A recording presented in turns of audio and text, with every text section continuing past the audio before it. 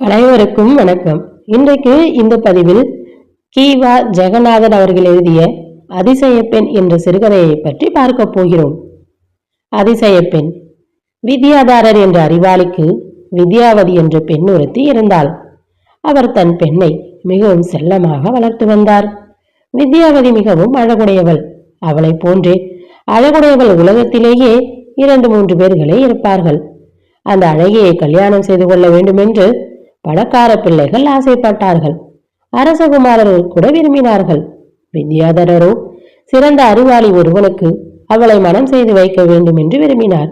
ஆகையால் யாராவது அவரிடம் வந்து பெண் கேட்டால், இவளுடைய அழகை கண்டு ஏமாந்து போகாதீர்கள், இவளுடைய சுபாவத்தை நான் எடுத்து சொன்னால் நீங்கள் இவளை விரும்ப மாட்டீர்கள் என்று சொல்வார். தகப்பனாரே இப்படி வெளிப்படையாக சொன்னால் அதை கேட்டவர்கள் துணிந்து எப்படி கல்யாணம் செய்து கொள்ள முன் வருவார்கள்? ஒரு நாள் ஒருவன் வந்தான். பெண்ணை கல்யாணம் பண்ணி கொள்வதாக சொன்னான். வித்யாதரர் வழக்கம் போல், அவள் சுவாவம் உனக்கு பிடிக்காதே என்றார். அவள் சுவாவம் என்ன என்று சொல்லுங்கள் என்றான் அவன். உடனே அவர், அதை ஏனப்பா கேட்கிறாய்? 1 2 அவளை சமையல் செய்ய சொன்னால் கல்லை போட்டு சமைப்பாள். நீ அதை பொறுத்து கொள்வாயா என்று கேட்டார். வந்தவன் பேசாமல் போய்விட்டான். சில நாள் கழித்து மற்றொருவன் வந்தான். அவனிடம், கல்லை போட்டு சமைப்பால், சாப்பிட்டால் ஆதார வஸ்துவை வெளியில் எறிவாள் என்றார். அவனும், இவள் அதிசய பெண்ணாக இருப்பாள் போலிருக்கிறது, நமக்கு உபயோகப்பட மாட்டாள் என்று எண்ணி போய்விட்டான். மறுபடியும் ஒருவன் வந்தான். அவனிடம் உன்னை சொன்ன 2ஓடு மற்றொன்றையும் சேர்த்து சொன்னார். கல்லை போட்டு சமைப்பால், சாப்பிட்டால் ஆதார வஸ்துவை வெளியிலே எறிவாள், வேகாத இலையையும் வெட்டின காயையும் வெந்த கல்லையும் கலந்து கொண்டு வந்து வைப்பாள். வந்தவன் அரண்டு போனான். சேச்ச, இவள் பெண்ணா பேயா என்று எண்ணிக்கொண்டு போய்விட்டான். திரும்பவும் ஒரு புதிய இளைஞன் வந்தான். வித்யாதரர் வித்யாவதியின் சுபாவங்களை வரிசையாக அடுக்கினார். இந்த தடவை மற்றொன்றையும் கூட்டி சொன்னார். வேகாத கட்டை குழம்பை ஊற்றுவாள் என்று சேர்த்து சொன்னார். பாவம், அந்த இளைஞன் ஒன்றும் பதில் பேசாமல் போய்விட்டான். பின்னும் ஒருவன் வந்தபோது, வித்யாதரர் அவள் 2 மாட்டின் மேல்தான் படுத்து தூங்குவாள் என்பதையும் சேர்த்து சொன்னார்.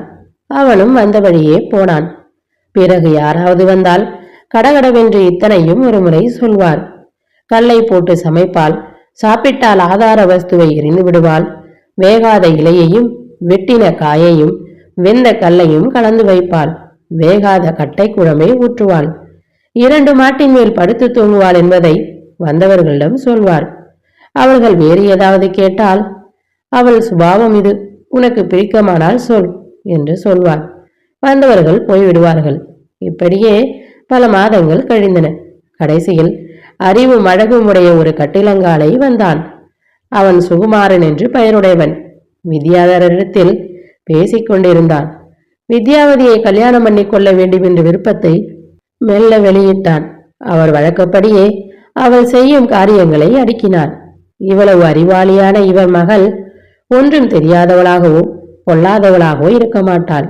இதில் ஏதோ சூச்சமும் இருக்கிறது என்று எண்ணி இளைஞன், அவள் என்ன செய்தாலும் சரி, அதனால் நான் வருத்தப்பட மாட்டேன், அவளை கல்யாணம் செய்து கொள்ள சித்தமாக இருக்கிறேன் என்றார். யோசித்து சொல்லப்பா, பிறகு வருத்தப்படும்படி வைத்துக் கொள்ளக்கூடாது என்று வித்யாதரர் சொன்னார். வருத்தம் உண்டாக இடமில்லை. என்னை உங்களுக்கு பிடித்திருந்தால் உங்கள் பெண்ணை தாருங்கள், இல்லாவிட்டால் வேண்டாம் என்று அவன் சொன்னான். வித்யாதரருக்கு சுகுமாரனுடைய அழகும் குணமும் பிடித்திருந்தன. வித்யாவதியை அவனுக்கே மனம் செய்து கொடுத்து விட்டார். வித்யாவதியும் சுகுமாரனும் மனைவியும் கணவனுமாக குடித்தனம் நடத்த ஆரம்பித்தார்கள். அவள் மிகவும் நன்றாக சமைத்தாள். சுகுமாரன் மகா புத்திசாலி. ஆகையால் நாளடைவில் தன் மாமனார் சொன்ன விஷயங்களின் உண்மையை தெரிந்து கொண்டான். ஒரு நாள், நான் கல்லை போட்டு சமைப்பேன் என்று என் தகப்பனார் சொன்னாரே, நீங்கள் என்னை எப்படி ஏற்றுக்கொண்டீர்கள் என்று வித்யாவதி தன் கணவனை கேட்டாள். சுகுமாரன், உப்புக்கல்லை போட்டு சமைப்பாய் என்று தெரிந்து கொண்டேன், உப்பில்லாமல் எப்படி சமைக்க முடியும் என்று சிரித்துக்கொண்டே சொன்னான். சாப்பிட்டால் ஆதார வஸ்துவை எரிந்து விடுவது உங்களுக்கு சம்மதம்தானா என்றாள் வித்யாவதி. காய்கறி, சோறு எல்லாவற்றையும் படைக்கும் இலைதான் ஆதார வஸ்து. சாப்பிட்டால் அதை எரியாமல் என்ன செய்வது என்று சுகுமாரன் சொன்னான். வேகாத இலையையும் வெட்டின காயையும் வெந்த கல்லையும் நான் கலந்து வைப்பதை நீங்கள் பார்த்ததுண்டோ என்றவள் கேட்டாள். தினமும் தான் செய்கிறாய். வேகாத இலை வெற்றிலை, வெட்டின காய் அடைக்காயாகிய பாக்கு, வெந்த கல் சுண்ணாம்பு, இந்த மூன்றையும் நீ கலந்து தராவிட்டால்தான் எனக்கு பிடிக்காது என்று சுகுமாரன் சந்தோஷத்துடன் சொன்னான். அந்த குழம்பை பற்றி என்ன சொல்கிறீர்கள் என்று வித்யாவதி அடுத்த கேள்வி கேட்டாள். அது சந்தன குழம்பு என்று எனக்கு தெரியாதா? வேகாத கட்டை சந்தனக்கட்டை, அதன் குழம்பு சந்தன குழம்பு. அதனை என்மேல் நீ ஊற்றினால் எனக்கு மகிழ்ச்சி தான் உண்டாகும். 2 மாட்டின் மேல் தூங்குவதை பார்த்திருக்கிறீர்களா என்று கடைசி கேள்வியை கேட்டாள் வித்யாவதி. நான் கூடத்தான் கால் மாடு தலைமாடு ஆகிய 2 மாட்டின் மேல் தூங்குகிறேன். நீ தூங்குவது அதிசயமல்லவே என்று சுகுமாரன் சொன்னபோது வித்யாவதிக்கு உண்டான மகிழ்ச்சிக்கு அளவே இல்லை. என் தகப்பனார் எல்லோரையும் ஏமாற்றிவிட்டார், உங்களை மாத்திரம் ஏமாற்ற முடியவில்லை என்று சொல்லி அவள் சிரித்தாள். இத்துடன் இந்த கதை நிறைவடைந்தது. அடுத்து வரும் பதிவில் மற்றும் ஒரு நல்ல கதையுடன் சந்திப்போம். நன்றி, வணக்கம்.